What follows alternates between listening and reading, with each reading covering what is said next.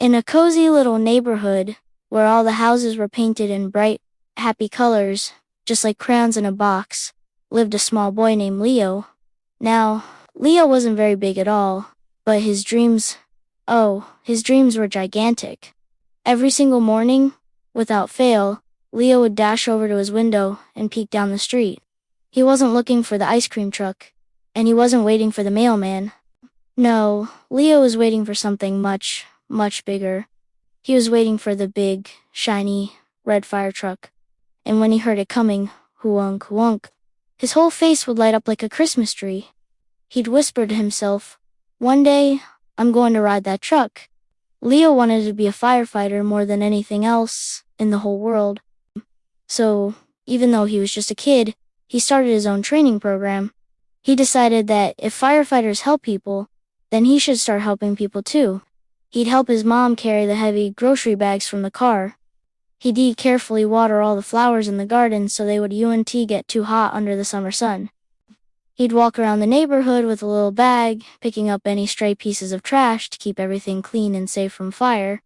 Whenever he saw someone drop something, Leo would be the first one to run and pick it up for them. If he saw someone looking tired or sad, he'd give them his biggest, brightest smile and cheer them on. "Firefighters help people," Leo would say proudly. "So I'm going to help people too." One beautiful, sunny afternoon, Leo hopped on his own little red bike and pedaled with all his might, all the way to the fire station at the end of the street. The huge garage doors were wide open, and there it was, the shiny red fire truck, parked right inside. Wow. It looked even bigger and more amazing up close than it did from his window. "I'm Leo," the boy said, standing as tall as he could, "and I'm training to be a firefighter." The firefighter, whose name was Captain Blaze, laughed a gentle, warm laugh. "Well, Leo," he said, "it sounds like you're off to a great start." Captain Blaze showed Leo around the station. He even let him climb up and sit in the driver's seat of the massive fire truck. The seat was so big, Leo felt like he was sitting on a throne. Captain Blaze then handed him a real firefighter's helmet. Leo put it on, but it was so heavy and big that it slid right down over his eyes, making everything dark and funny. And then, the best part of all, Captain Blaze reached over and let Leo pull the cord for the horn. Honk!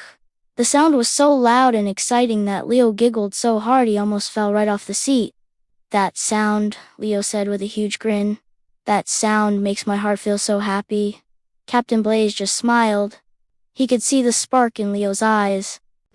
From that day on, Leo's determination grew even stronger. He continued his training, always looking for ways to be helpful and kind. He helped his elderly neighbor, Mrs. Gable, carry her mail to her door. He helped organize a little cleanup day at the local park with his friends. He practiced being brave, especially when he had to go to the doctor for a checkup, and he practiced being kind, even to the grumpy cat that lived next door. And every single time the big red fire truck drove past his house with its loud, happy horn hook, Leo would stop whatever he was doing, smile his biggest smile, and wave with all his might. And deep down inside, in his heart, he knew something for sure. I might be small today, but one day, I'm going to be a big hero. And that's the big lesson in Leo's story. You don't have to be big and strong to make a big difference in the world. You don't need a special uniform or a giant truck. All you need is a heart that cares, a willingness to try your best, and a spirit that never gives up. And somewhere in that cozy little neighborhood, a future firefighter was growing up. One good deed, one kind word, and one happy heart at a time. So remember, just like Leo, you can be a hero in your own way every single day. Thanks for listening to our story today, friends.